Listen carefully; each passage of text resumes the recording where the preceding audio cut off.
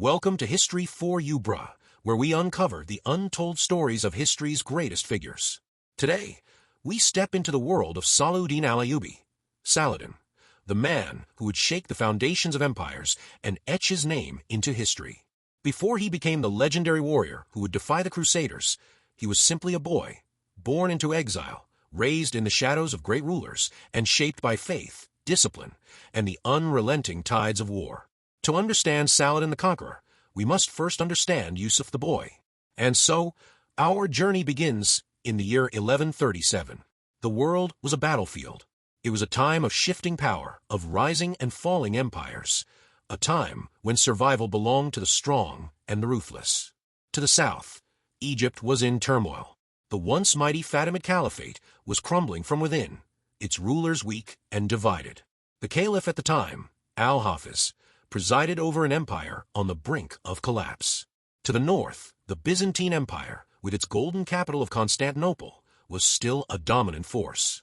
John II Komnenos, the emperor, sought to expand his grip over the eastern Mediterranean, engaging in battles that would shape the destiny of the region.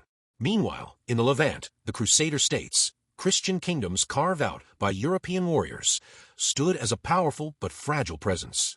At their heart was the Kingdom of Jerusalem, ruled by King Fulk, a man determined to keep the Holy Land in Christian hands. And in Syria, the Seljuk Turks reigned. Their empire was vast, their influence undeniable. At the time of Saladin's birth, Imad al-Din Zengi, the powerful Atabeg of Mosul and Aleppo, was a key political and military leader in the region. Known for his ambition and strategic brilliance, he played a crucial role in shaping the balance of power between the Muslim states and the Crusader kingdoms. It was into this world, a world of rulers and rivalries, of alliances and betrayals, that Saladin was born. Saladin's story begins with exile. He was born in Tikrit, in what is now modern-day Iraq, in 1137 or 1138 CE. His family was Kurdish, a people known for their resilience, their unbreakable spirit, and their skill in warfare. His father, Najm-ud-Din Ayyub, and his uncle, Asad ad-Din Shirkuh, were men of ambition, loyal warriors in service to powerful rulers. But fate is cruel. One fateful night, Ayyub and Shirkuh aided Imad al-Din Zengi's forces, helping them cross the Tigris River during a military campaign. Their loyalty cost them everything. The Seljuk governor, Mujahid al-Din Biruz, saw this as an act of treachery and cast them out of Tikrit. And on that very night, as his family was thrown into exile, Saladin was born. It was a night of endings and of beginnings. With nowhere else to go, Saladin's family sought refuge in Mosul under the protection of Imad al-Din Zengi, who recognized their worth. Ayyub and his brother were granted control of Baalbek, a fortress city that would become Saladin's childhood home. There, surrounded by the might of warriors and the wisdom of scholars, Yusuf ibn Ayyub, later known as Saladin, was raised.